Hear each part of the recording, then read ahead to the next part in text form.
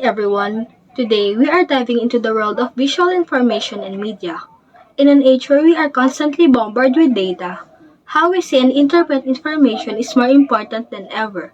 Let's break down what makes visual media such a powerful tool in modern communication.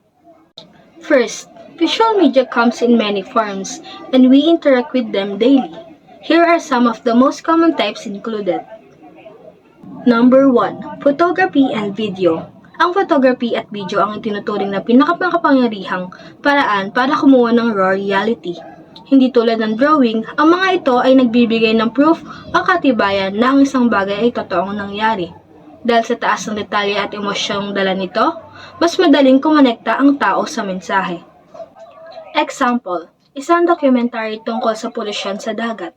Imbis na basahin lang ang statistics, ang video ng mga pagong na nalulunod sa plastic ay nagbibigay ng mas matinding impact at meaning sa audience.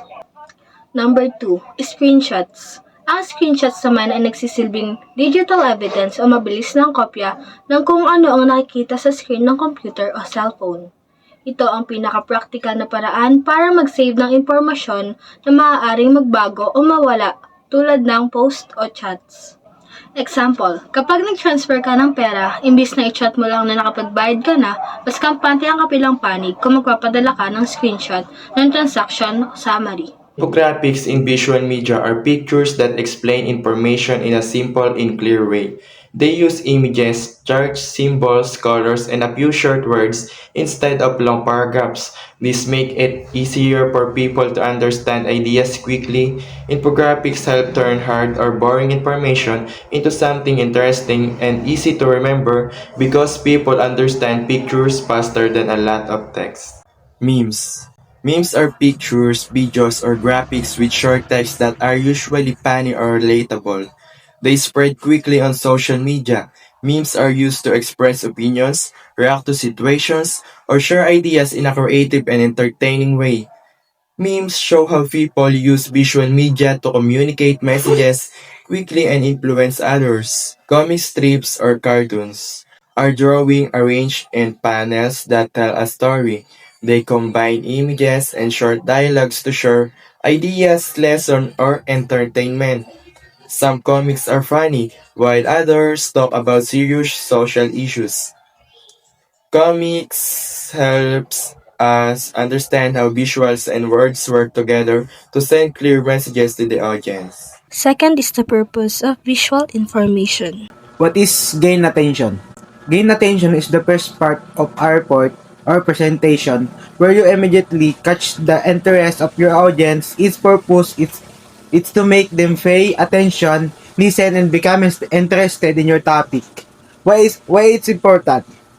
So the audience does not get bored, to make them interested the topic, to make the introduction clear and stronger.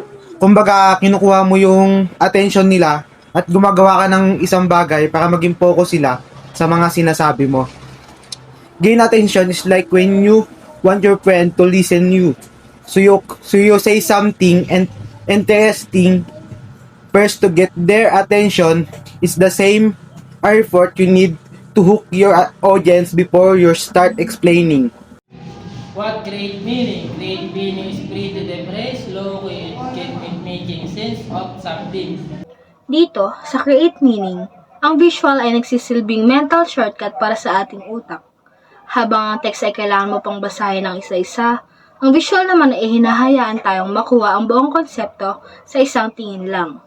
Bukod dito, ang visual sa isang universal language. Hindi mo na kailangan magbasa ng manual para malaman na ang kulay pulang X ay mali o ang gear icon ay settings. Dahil sa mga familiar na symbols at emosyon na dala ng mga larawan, nagbibigay ito ng immediate context. Agad nating maitatatak sa isip, hindi lang kung ano ang impormasyon, kundi kung bakit ito importante. Example, isipin mo ang battery icon. Sa phone, kapag nakita mong pula at manipis na ang bar, hindi mo na kailangang basahin ang "Your device is low battery." Isang tingin mo lang, alam mo nang kailangan mo na itong i-charge. Using visual enhances learnings by strengthening memory through imagery and visual cues. This makes information more engaging and easier to recall over time.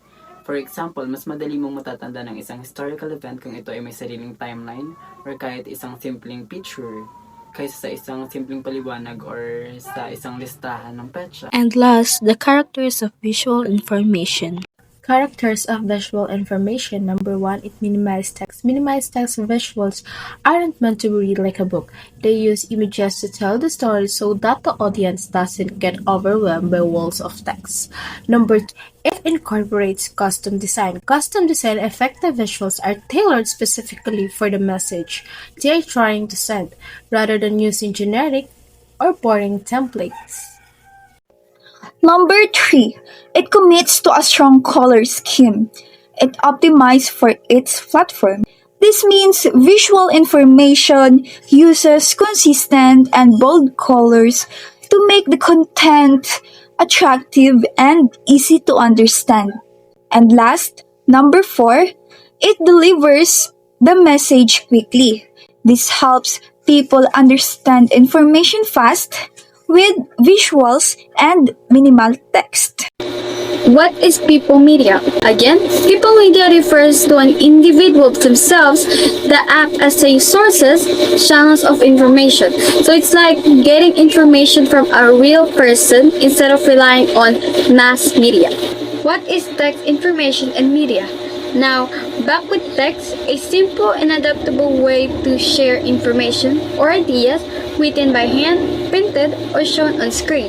To simply put, writing as a way to inform and communicate.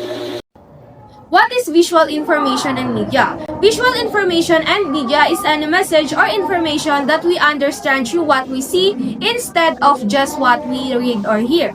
It includes things like pictures, videos, posters, charts and graphs, logos, drawings, social media posts with images. For example, when you see a traffic light, you already know what red, yellow, and green means without reading anything. That's visual information. When you watch news on TV and see videos, images, or infographics, that is visual media. Visual information and media use images and visual to communicate messages quickly and clearly. As a student, visual information and media helps me understand lessons faster and easier. Sometimes long paragraphs are hard to read, but when there are pictures, charts, or diagrams, mas mabilis siyang nagigets. For example, in science or math, graphs and illustrations make the topic clearer instead of just pure text. It also helps me become more creative and critical. Since we live in a digital world full of social media, ads, and videos, I learn how to analyze what I see, if it's true, edited, misleading, or informative. Hindi lang ako basta naniniwala agad. So, visual information and media help me understand not just academic but also in real life as a responsible and aware student.